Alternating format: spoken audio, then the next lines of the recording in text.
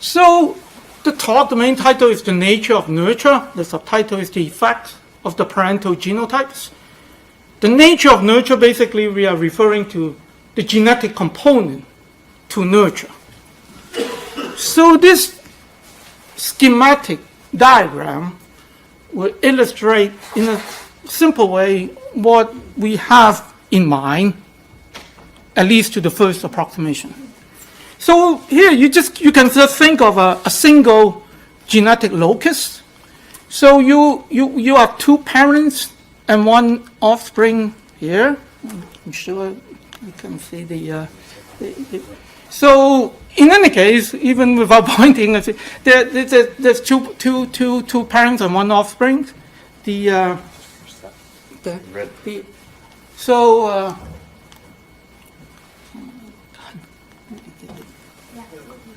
Is it showing?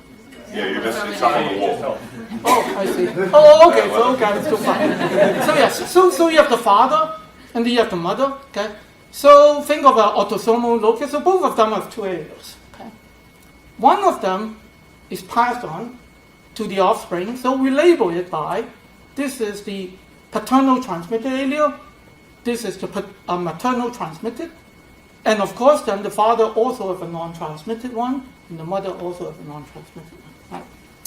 So now, then here, again, I think I've lost the thing, but maybe I'll just skip this. Use the cursor on the screen. Oh, okay, maybe. That helps. Oh, yes. So if that actually will work. So here, I think a lot of people here may be familiar with GWAS, right? Genome-Wide Association, right? So basically, what everybody does, right, is if you think of the offspring here actually as the proband, right? All that GWAS does is to associate the genotype of the proband with the phenotype of the proband, which are here denoted by X, right? And if you find an association, and if you can replicate it in some other population, then you believe the effect is real, right? And I actually have nothing against that. If you can replicate an association robustly, the effect is most likely a real effect, and it's not basically just some artifacts. On the other hand, whether it is explicit or implicit, people will assume that the effect they see is a direct effect.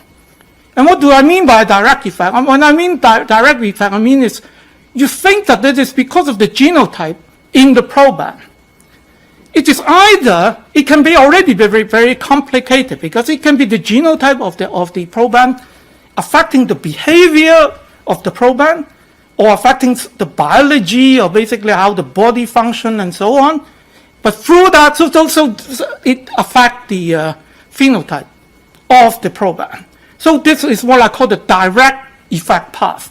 And this direct effect path can already be very, very complicated and can go through different pathways and can also involve behavior, right? But on the other hand, there's more than that. Once you think about it, it is not a possibility. It's basically just impossible not to have this other effect I'm going to talk to you about. So now, actually, it literally affects nearly everything. But I think the one trait that you can think of that is easier for you to appreciate in the beginning is think of this trait as educational attainment. Okay? Now, if this is a locus where the alleles can affect the educational attainment of the proband, again, can be through many different behavioral pathways in that case. But if these alleles can help the proband, they are also in the parents. The same alleles must be also helping the educational attainment of the parents. Okay? And if your parents are highly educated, that certainly will provide a positive environmental factor, or you can call that a nurturing effect, on the educational attainment of the proband. Okay? So it means that the effect that you see here, some of this can already have, so to speak, this is what I sometimes call the back to the future effect. Because these transmitted alleles, they are in the parents.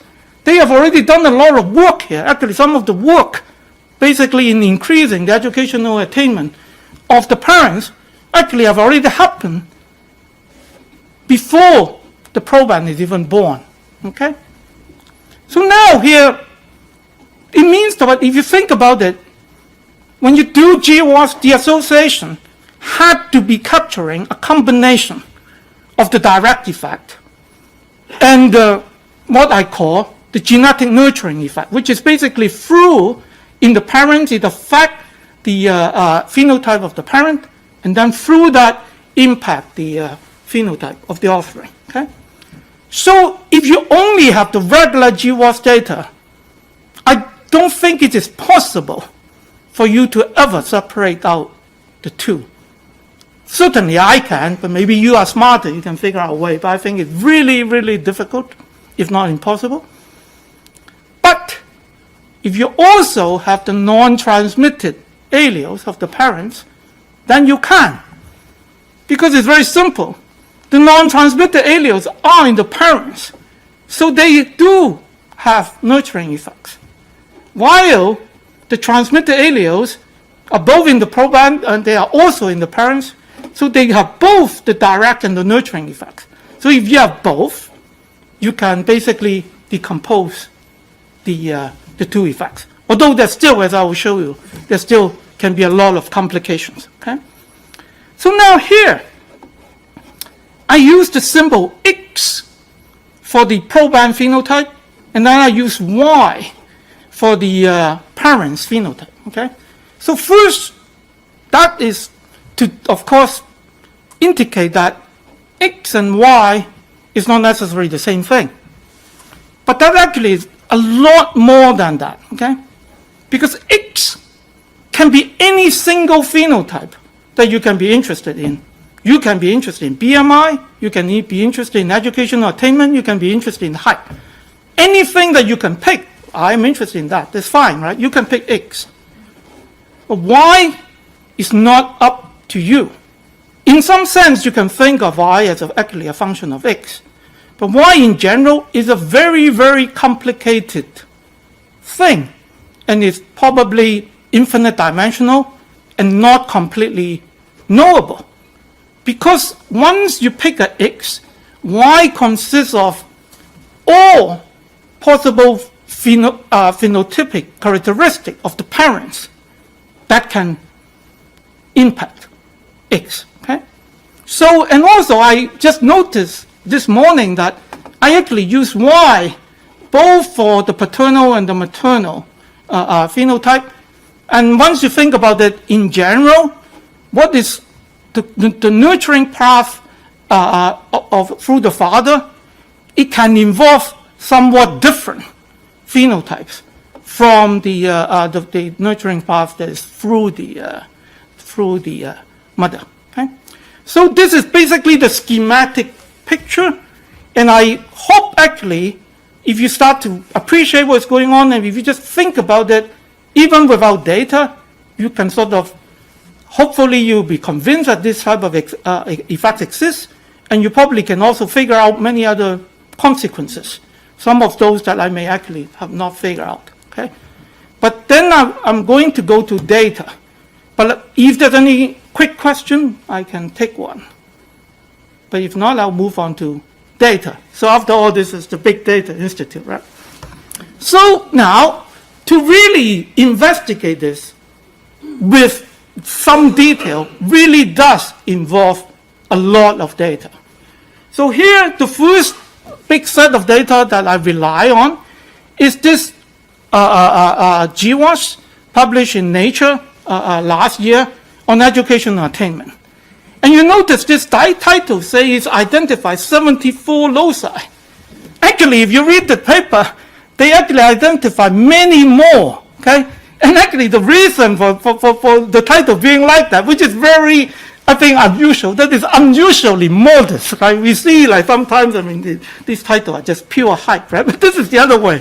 This is like modesty to the extreme. And the reason actually was very simple.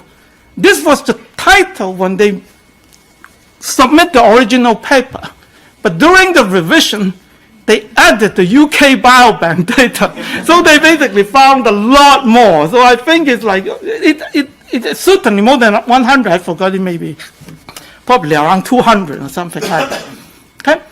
So I make use of this data, although this data actually include Iceland, but as you see, for what we do, I actually need to take Iceland out of this GWAS. Okay? Now, then the second sort of data that I use is indeed relying on the special properties of the Icelandic data. And of course, as Peter noted, I've been in Iceland amazingly for more than 20 years now. So Iceland is a population of just around 320,000 people. And that decode, at this point, basically about 1/2 of the people we have sampled, and they are actually chip types, so we have genotypes, okay? But more than that, because you say think, well, okay, in UK, because you're now familiar with UK Biobank and maybe even other big data set, 150,000 may not seem like a very big number. But this 150,000 have these special properties.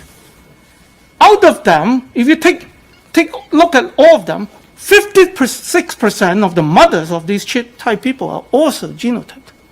And 45% of the fathers are genotyped. And actually, 47%, both parents, are genotyped. Okay? So basically, when you have like half a population genotype, like this type of thing will happen whether you design it or not. Okay? And for educational attainment, the trait, there are 21,647 probands which have education attainment data and also have at least one parent genotype. And also, I think this is something that actually Peter mentioned before. In 2009, basically using the Icelandic genealogy together with some tricks, right? The genotypes in Iceland, like nearly every genotype, we have parent of origin information. So basically, when a genotype is heterozygous, we know with very high accuracy which allele is inherited from the father and which is inherited from the mother. Okay, so this makes what we are going to do so much easier. So many of the things basically automatic. Okay, so what we do is the following. So we use the GWAS, the education GWAS, to basically figure out the weights. Basically, we use LD-PRED to create a polygenic score.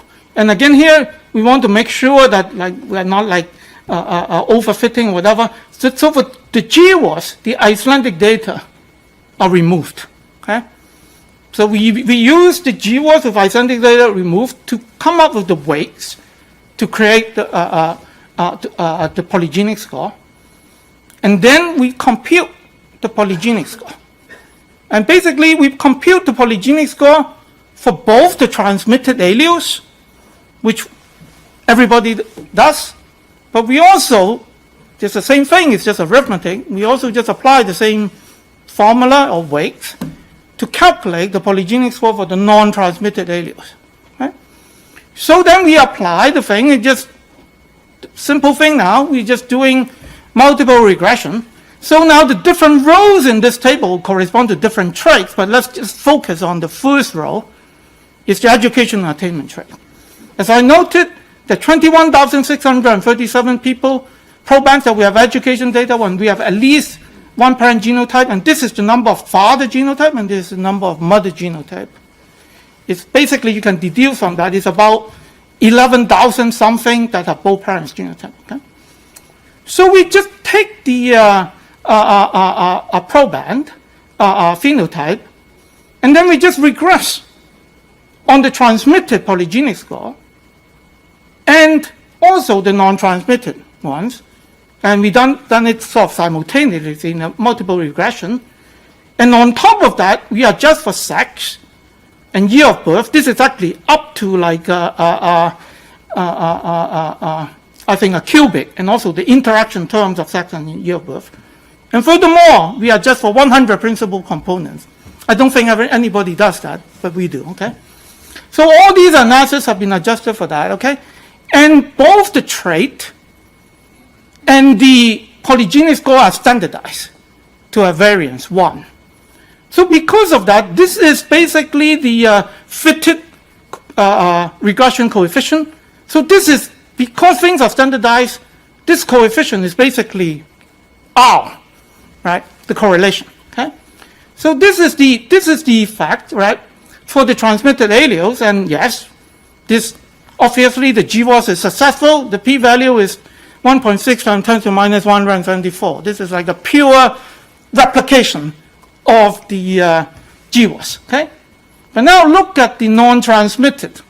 The non-transmitted, actually, we are only testing one thing here, but if you need, it is 10 to the minus 14, so it's genome-wide significant, even though we are only testing one thing, okay? Now, the effect is 0.067, okay? So as a ratio of this is 29.9%. So the estimated effect of the non-transmitted is 29.9% of the estimated effect of the transmitted. Okay?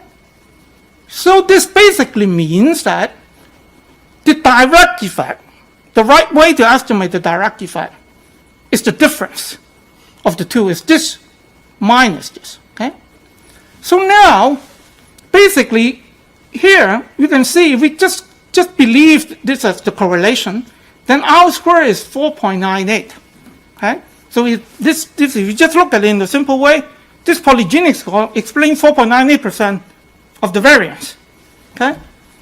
But if you think of only the direct effect, because the direct effect is this minus this, or essentially about 70%. So these numbers here, although there are some of these other things I have to introduce later, but this is basically the estimated direct effect, which is, as I said, it's just taking the difference of these two. But then I just express it here, these four numbers, as a fraction of the estimated effect of the transmitted allele. So this is, I said, this is 29.9%, so taking that out from 1 is 0.701, right? But now you realize that we are saying that the direct effect is only about 70% of the what you think or what you see from the transmitted effect, okay? So now you may think like just reducing by 30% is substantial, but it's not huge. But it's simple arithmetic, but it's actually much larger than US, because variance explained is not proportional to effect. Variance explained is proportional to effect squared. So if the effect becomes only 70% of the thing, the variance explained is only about 1/2. And indeed, it means that we are saying that the direct effect actually only explained 2.45% of the trait variance, as opposed to nearly 5%. Okay? So now, here, you see how the direct effect, right? So I have this 29.9% left. In the simple scenario, that will be all the nurturing effect, right? But unfortunately, life is not that simple, okay? And there's this assortative mating thing that is really like a pain, okay? And that basically has been torturing me for the last 2 to 3 years. If I didn't have to deal with assortative mating, I probably could have published a paper like 2 or 3 years ago on this, okay? So what happened to assortative mating, or why does we have to deal with assortative mating here? And notice that we have already adjusted for 100 principal components. But even that actually is not enough, okay? What happened is, the key thing is the polygenic score is not capturing the full genetic component, okay? If the polygenic score is capturing the full genetic component, we will not have this problem, okay? But it isn't, right? And when it isn't, what happened is the following. And here it is just a simple thing, right? Just think of there are actually two locations in the genome, two loci affecting educational attainment, okay? And let's say they're even on different chromosomes and so on. So under usual situation, they will be in linkage equilibrium, right? Okay? So let's call that one is A and the other is B. So now let's say you are just focusing on the GWAS association results on A, okay? But B also have an effect, but you say, well, what do I care? It's on a different chromosome, right? But the problem is when this assortative mating with respect to this trait, so, and unfortunately or fortunately, education attainment, there's substantial assortative mating, okay? So in that case, it means that you think of this as the father and the mother, because of the assortative mating, these A alleles here becomes correlated with the B alleles here, okay? So is the A alleles of the father correlated with the B alleles of the mother and vice versa, okay? So it means that when you are doing the association analysis focusing on A, it is actually also capturing the some of these effects on B, but actually it's sort of like, now, most of you don't even have parent of origin information, but in our case we actually have. It's more like the paternal alleles is capturing some of the effect on the maternal alleles that we are not included. So it's like that, okay? So, and because of that, it will generate like this. Now, it is interesting that this is a type of confounding effect. But this is the type of confounding effect, it doesn't, if A have no effect, it won't really have an effect. So it is a type of what I call magnification confounding effect. It's only when you have a real effect, it just makes it look bigger, okay?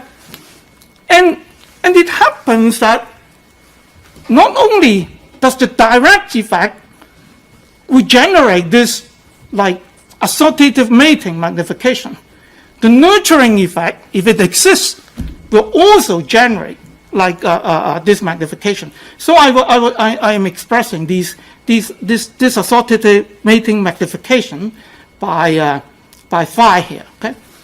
But still, at least the simple thing still works, because basically what happens is, under this model, the transmitted alleles now will capture both the direct effect, the nurturing effect, and both of these assortative mating induced magnification.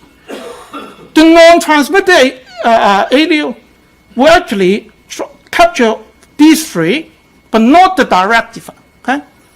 But if you take the difference, you still get delta, okay? So at least the right estimate of delta. So that part remains very, very clean, okay? But the problem is like the non-transmitted effect, we have to figure out, we have to further decompose it into these things. And that is not really easy. And it took me a lot of time and it took actually a lot of data to have enough power to estimate that well. And here again, I was emphasizing that even after adjusting for 100 principal components, it's clearly that these effects are still there, okay?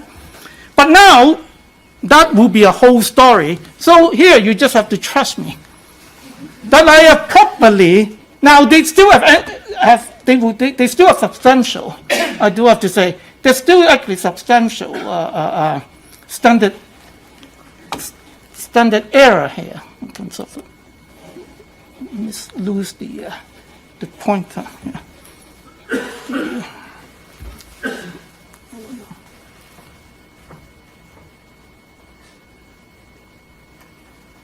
think it's just gone off the bottom. Push the, This here? yeah, push it up towards the screen. Oh. Okay. Yeah, top left. Okay, so let me try to get back to that first. Okay, and then Drag it down. Just try moving the mouse a little bit. okay. Oh no. Sometimes I should be looking here. Yes. Okay, now I get it back. Okay. So now here, so I have this 70.1% for the direct effect, right? As a fraction of the transmitted. So there's 29.9% left. And I decompose that into, I say 22.4% is the nurturing effect, while this 4.6% is this confounding for the magnification of the direct, and the 2.9 is from nurturing. Okay. So now that still means that the nurturing effect is a little bit smaller. It's not 29.9% of the transmitted, but it's still 22.4. Okay. So now again you come down to this arithmetic that I'm doing here. Okay. So the nurturing effect is 0.224, but the direct effect is 0.701. So the nurturing effect is 32% of the direct effect. Okay. So by having this 32% add on to the original direct effect, and then again it's just arithmetic, okay? So it's 1 plus 0.32 bracket square, okay? So in that case, then it becomes 1.74. So having this 32% nurturing effect, it magnifies the variance explained by 74%, which is actually, but if you think about the nurturing, the non-transmitted alleles, the non-transmitted alleles, we are actually here assuming it have the same effect, right, nurturing effect, and it's 0.32. But because the non-transmitted alleles only have nurturing effect, it doesn't add 1 and then square, it's just 0.32 square. So, but the nurturing effect does also contribute, okay? But although, of course, most of you will not be actually looking at that data, but the non-transmitted parental alleles will contribute to an extra 10%, or 10% of the relative to the what was explained by the direct effect, because it's 0.32 square, which is very close to 0.1. Okay, so what happens is the non-transmitted alleles are key as a data to allow you to decompose the thing. But the actual effect, nurturing effect, even though it is the same, it is not the same. Basically, somehow, even though it is the same nurturing effect, it has a much bigger impact when it is in the transmitted alleles than when it is going through the non-transmitted ones. Okay? So now, this is the first row, right? Now we move to the second row. Okay? So the second row is age of first child, and now all the polygenic score here is still the same education polygenic score. Okay? So now you will notice here that this p-value is nothing to sneeze at. Okay? It's 10 to the minus 110. Okay? And then the non-transmitted is 10 to the minus 13. Okay? So this, of course, shows that education and attainment and age of first child is highly correlated, the two traits. Okay? And now this is not really a surprise, indeed. Okay? But this is really, really important. Okay? Now, this is a paper that is published by Professor Melinda Mills' group here at Nuffield College, I think late last year. And they basically identify 12 loci influencing human reproductive behavior. And of course, they noted that there's huge overlap with what the education and attainment paper have found. Okay? And then we, so to speak, at Decode, in the beginning of 2017, we published this paper in PNAS, and just basically showing the consequence of this. Basically, what is going on is those who have a high polygenic score, particularly women, have children later. That is the pathway. But when women have children later, they tend to having fewer children. So this grade of selective force. And this graph actually is a very, very simple figure, but it actually illustrates many important things. Okay? So first, the x-axis is just year of birth. Okay? The y-axis is the average polygenic score. Okay? The same polygenic score that I talked about previously. Okay? So if you just look at this slope here from people who are born from 1940 up to, I think, around 1990, so the slope is minus 0.012 per decade. Okay? But now remember, but this is only the polygenic score. So, but it means that the underlying genetic component is actually decreasing at a bigger rate in terms of standard deviation. So all these units are in standard deviation. So polyfu is what we call the full underlying genetic component. And that, extrapolating out, we at least estimated to be declining 2 to 3 times quicker than this, okay? So some people will still say this is not a big deal. You know how big this effect is when you this and then you multiply by 2.3? It's 3 standard deviation for 1,000 years. 1,000 years is like nothing in evolutionary terms. And it's 1 standard deviation in 300-something years, okay? Imagine, we are not talking about an individual here. We are talking about a whole population shifted down by 1 standard deviation, whatever this underlying genetic component, the education attainment is. The whole population shifting down. Basically, if this, although it won't, I think if it can't happen, basically if this type of effect continue at this rate for like a few thousand years, we'll be very quickly back to the apes, right? So that is one important point. The effect is not small. The second important point is very, very important, and it also comes up in many different ways. So as I would say, like, R.A. Fisher would not be surprised by the basic result, but even R.A. Fisher would probably be surprised at how bad the situation really is. Because what happened is this decline is actually much stronger than if the effect of the polygenic score and reproduction is manifested entirely through education. What do I mean by that? I mean, if you stratify the population in terms of educational attainment, and you just look at one particular stratum, okay? Particularly, again, the women within that stratum who essentially have the same education, you will still see this effect. And it is, in Iceland, is particularly the stratum of women with the least education. But within that stratum, the polygenic score effect on age of first child is essentially the same, okay? And you can sort of actually understand that, like, because going back 30, 40 years in Iceland, a lot of women in Iceland basically have little opportunity for education, okay? But that does not stop them, if they whatever have high polygenic score, for them to have an effect on when they decide to have children. Okay? So this is the second important point.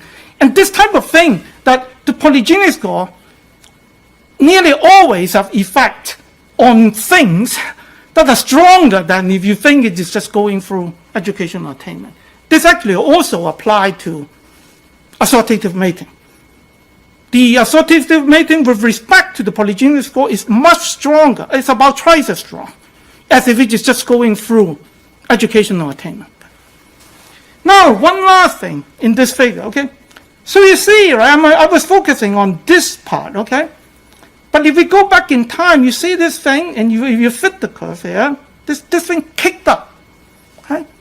So what is going on here? Does it really mean that when you go back in time, the selection effect is actually stronger? So can you think of an alternative explanation to why this curve is like this? Why this thing, if you like, kick up like this? Did they leave school younger? Huh? Did they leave school younger in the old days? So I don't think so, at least, but it is something like, basically, huh? Yes, I think so. And it actually, we estimated. Basically, the decode data, much of it was collected in about a 10-year window, okay? So basically, when you go back in year of birth, it also just means that those people were older, like when we collect the data. And basically, those who have lower polygenic score, of course, in a statistical sense, have died, or more of them have died. So this kicking up. When you go back in time, we actually did some rough calculations, is consistent with this, is fully explained by survival bias. But that basically indicates to you, right, that how strong the educational attainment polygenic score is on general health in how it basically impacts the ultimate variable, survival, right? And so this naturally brings us to these other traits. Right? So first, even age of first child, I should finish this thing, right? So here, so the effect is very strong, but it's still, the absolute effect is still weaker than for education attainment, understandably, right? But if you look at the eta delta, basically the nurturing direct effect ratio is actually bigger because it's 0.264 divided by 0.64, right? It's close to 40%, right? But now then here, all of these now following are health-related traits. This is HDL, BMI, fasting glucose, height, and among smokers, how much they smoke per day, okay? And you see all of them, not only is the transmitted highly significant, the non-transmitted are all significant. And if you look at the eta delta ratio, they are actually in general bigger than that for education and attainment, and actually for height. Eta is actually estimated to be higher than delta. And then because of that, and there's another reason you'll see later on, to increase power, I actually create something that called a composite health trait. It's a very rough thing. I just take everybody who have at least one measurement of these 5 traits, and I just put them together, and then I basically do some simple thing to standardize it again or whatever. So it's not the perfect thing, but you can sort of see when by putting them together through the increase of sample size, and also through just because putting these traits together are capturing more of general health than a single one of them, the effect is bigger. This p-value becomes something that are really quite respectable, both for the transmitted and the non-transmitted. And you can sort of see the nurturing effect is more than 50% of the direct effect. Okay? So this is this. Then now we go to move on, something that we have mentioned earlier. Parent of origin, specific effects of polygenic scores. Once the effect is through nurturing and not the direct effect, there's no reason that the effect is the same through the father and the mother. Okay? So here we look at it for education attainment. So this is the non-transmitted. You can see in the non-transmitted, the paternal and the maternal, the estimated effect is nearly identical. Okay? Now, this p-value is actually quite a bit less significant, but that actually is more a sample size issue because then less father's genotype, so the power here is smaller. But the estimated effect is very similar. Okay? But of course, this is actually very important because a lot of people, when they think about like parent of origin effect, but and also the non-transmitted, they think of it as the mother and things that are imprinting or basically things that are happening during the fetus stage. So it is actually very important here for us to have this very strong effect for the paternal too. Okay? But it is true that in general, the maternal effect do tend to be a little bit bigger. And when we try to estimate the difference between the paternal and maternal, we'll realize that we cannot just use the non-transmitted. We can also use the difference in the transmitted, because the transmitted also are, of course, have the direct effect, which we assume is the same with respect to parent of origin, but it's also capturing the nurturing effect. Okay? So here we basically combine the thing, and again, let's skip the details and just trust me, right? So now, for all these other traits, this is actually the estimate of the ratio of the nurturing effect from the mother and the nurturing effect from the father. And I do have to say they're all bigger than 1, okay? But we have very little power. So this is the p-value here, okay? So the p-value is actually like not really significant for many of them, but some of them are borderline and so on, okay? But this is actually where the composite health trait comes in. That is actually the main reason I constructed that. But we put the health-related traits together. We have this estimated ratio of 2.32, and we have some respectable significance. On the other hand, I do have to say this is one of those things that if you think about it, you probably should believe it anyway, right? You really need data, right? But the data does support that. And the ratio is bigger than 2. It's rather impressive, okay? Okay, so why is this not, doesn't move? So here it is emphasizing that I created a simple picture so that you can sort of start to think about it, appreciate it. But of course, once you appreciate some of it, you'll realize that genetic nurturing effect is not just cannot be only manifested through parents. Okay, so the more obvious thing is apart from going from the parents. Okay, it of course like grandparents will probably have some effect too, and for that matter, even great grandparents and so on. And I always say, if you know you are a descendant of Genghis Khan, that might have effect on your behavior, right? But so that is in some sense obvious.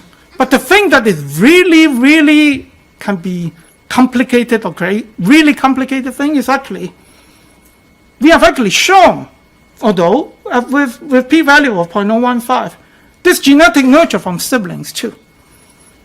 We don't really have much power there because for us to get this effect, we basically were showing that the siblings genotype have an effect after conditioning on the two parents genotype. So we really don't have much power, but we still managed to get this, okay? But once you also get nurturing effect from siblings, it basically impacts all type of things, okay? So now here, I'm doing some advertisement for Alex's paper in bioRxiv. So basically, the existence of genetic nurture can profoundly affect various heritability estimates, or how various heritability estimates should be interpreted. So for example, GCTA methods, they're based on standard GWAS results. There's absolutely no way that they can separate the genetic nurturing effect from the direct effect. It's just not possible, right? But now, SIP-based estimates do cancel out parental nurturing, okay? So it does have that property. But if you have genetic nurturing effect from siblings, so in that case from twins, and further complication is, once you think about that, the effect magnitude, not necessarily the direction, but the magnitude of the nurturing effect that you get from an MC twin, who is sort of like an identical copy of yourself, may not be the same. I don't really know, but like assuming that effect is the same as in the DC twins is purely an assumption that you make, and you probably can never justify. Okay? So, but if you really want to, but that is again another paper, and so it affects all type of heritability estimates, and you can go to read Alex's paper. So now, this is the why. Coming back to the why, okay? This like nearly mystical thing, okay? So here, it's not completely mystical, but so here we're trying to gain some understanding of what Y is, okay? So Y is, again, the phenotypes through which, of the parents, through which the genetic nurturing effect manifests itself, okay? So it happens that this, of course, is, again, the amazing thing about the Icelandic data. So here, I basically restrict myself. When I use a genotype parent, I further restrict that I will only use the genotype of that parent if that parent I also have educational attainment data, okay? So that limits, reduce the sample size, but it's still not, I still have rather decent sample sizes. So I first basically do the same thing as before. It's just on this reduced sample size. And so, for example, for education attainment, the estimated effect for the non-transmitted is 0.069. If you remember from the previous slide, it's 0.067. So actually, reducing it to this smaller set, the effect size doesn't really change. Okay? The p-value, of course, is less significant because of a smaller sample size. But now, I do conditioning. I condition on the parents, the genotype parents' phenotype, or now it's conditioning on the parents' educational attainment. And you see this effect shrinks, which makes sense. Part of the effect of the educational attainment polygenic score is through the educational attainment of the parent. But the fall from shrinks to 0 and remain quite significant. And indeed, even though for educational attainment, it actually shrinks by more than 50%. For these other traits, they all shrink, I think, but they actually shrink quite a bit less. Okay? So it's just, again, this phenomenon of like, the polygenic score is this, even though it's the education polygenic score, its nurturing effect is not just going through education attainment. And again, it's very, very easy. Using the same example, there's some of these women, particularly you go back to the previous generation, they have very high scores, but they don't have any opportunity given to have education. But that would not stop them, you would like to think, to enhance the nurture they provide to the offspring, right? Or at least you still see an effect there, and indeed we do. Right? And I think that is, again, very, very important. Okay? And now this is some type of control.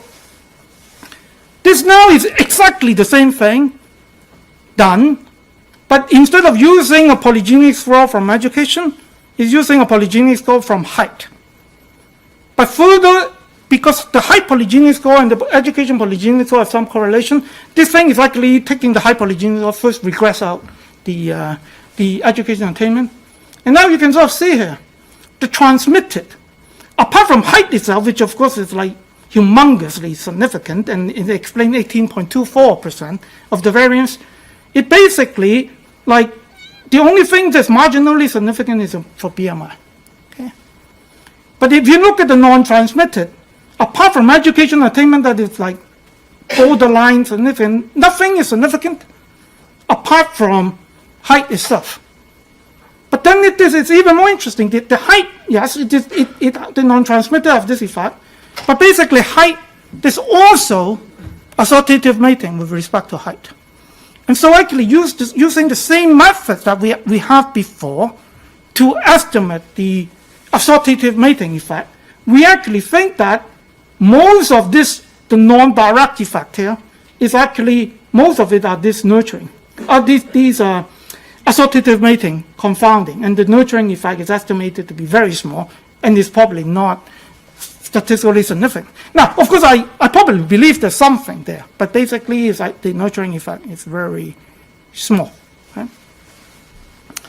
So now, the next two slides, we'll be getting to the end, is very, very important, I think, for us to be able to think about this whole thing a little bit more deeply, even though we currently would not have enough data to estimate some of the parameters. But we need to realize what is going on. So first, I say heterogeneity of direct and nurturing effects between loci. Because we realize once we are dealing with complex traits like education attainment, and for that matter BMI, there are many loci that are contributing to the trait, right? So if we think of, this is even just focusing on the transmitted allele, if we are thinking of the genetic component of the direct effect, then we can think of this like the sum of delta I. So I is indexing markers, GI, and then the nurturing component is the sum of eta I, GI, right? But we realize if you are doing GWAS, you are not estimating this or this, you are estimating this. You have to be estimating the combine, because or at best, if you don't have other bias, at best you're estimating this, okay, because there's no other way, okay, you can't escape that. Okay? So when I say heterogeneity, I'm just referring to this eta I delta I ratio. If they are constant, then there's no heterogeneity. But we know there must be variation. So once this ratio have variation, that is heterogeneity. And once you have heterogeneity, then of course these three components would not have correlation 1 with each other. Okay? So with proper or enough data, heterogeneity can actually be exploited to explain our understanding of GWAS results. And now, once you think about heterogeneity, actually it naturally brings to the two-trait model. So this is the two-trait model, okay? You think of two traits, one, X1 and X2, okay? For that matter, you can think of X1 as education attainment, and you can think of X2 as BMI, okay? So each one of this, they have the genetic components to the direct effect, and they have the genetic component to the nurturing effect, and the magnitude of these two, okay? And the same thing for this other one. So you would have 4 effect sizes, 1, 2, 3, 4, right? But then these things can all be correlated, and because there are 4 choose 2, there are 6 correlations there. So this model has 10 parameters. Now, people have been, right, for example, this paper in 2015, right, have been estimating the correlation of the underlying genetic component, right? But of course, they are using GWAS result. What they can do at best can be the correlation of this thing, which is the combination of the direct and nurturing effect. Okay? And so their model basically have like 2 effects here and 1 correlation. But this 1 correlation, for example, in 2015 paper for education attainment and BMI is minus 0.13. But this single correlation, assuming everything is right, is a function of 8 parameters in this model. It's 6 correlations and the relative sizes of this 2 and the relative sizes of this 2. So basically, like this rather substantial correlation, negative, between EA and BMI. I don't have the data to prove it now, but I think a substantial part of that negative correlation is through the nurturing correlation as opposed to the correlation in the direct effect component. Okay, so now this is the summary. So genetic nurture plays a substantial role, and I've shown you, in at least 3 important classes of human traits. The education attainment related traits, because then I want to call them class, because education attainment is related to like intelligence, but then it's also related to other things other than intelligence and so on, okay? So, but then also reproductive traits, and reproductive traits, again, is a class of traits, right? And then general health. And furthermore, the first 2, the education attainment and reproductive traits, they are highly relevant, both on the giving end as Y. Not just education, it's not just education attainment. Age of first child, particularly of the women, of the mother, actually have a big impact on the outcome of the offspring. So these 2 traits play a very important part on SY, but they also are very substantial genetic nurturing component if you think of them as X. Okay? And then the education-related traits and reproductive traits, and first they are already seen to be substantially correlated phenotypically. But the genetic components are probably even more correlated. Okay? And there are more and more data, both at the reproduction consortium and the educational attainment consortium are now coming up with much bigger GWAS, and we will actually be able to take advantage of those results soon. But these two classes of traits are the most crucial for human evolution. I mean, you can't really think of, or I will argue, we cannot think of any two classes of traits that are more important for human evolution. And partly because of the reproductive traits is directly related to selection. Okay? And more, because of the genetic nurturing, it actually accelerates the rate of selection, whether it is in the right or wrong direction. And I will let you decide whether currently we are in the right or wrong direction. Okay? So, but then folks say there are probably very few problems in quantitative genetics, apart from if you are just focused on purely biological things, that genetic nurture would not have an impact. Okay? Although, of course, like in some cases, the impact can be very small and you can sort of pretend it's not there. But in some other cases, it can be quite substantial. Okay? So, just the acknowledgements, and of course, a lot of the people I acknowledge here are basically people from Decode. And Alex here now is at BDI.